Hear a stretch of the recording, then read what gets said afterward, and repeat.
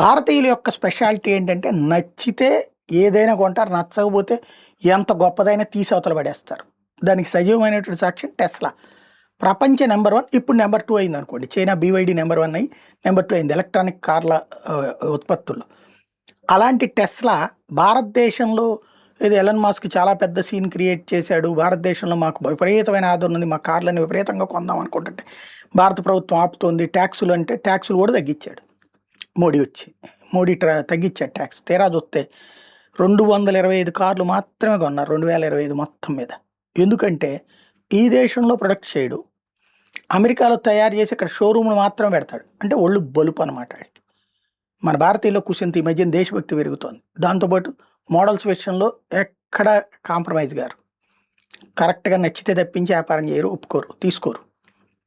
దాంతో టెస్లా లాంటి గొప్ప సంస్థ అనుకుని చెప్పుకునేటటువంటి వాడికే అతిపెద్ద షాక్ ఇచ్చినటువంటి దేశమైంది మనది.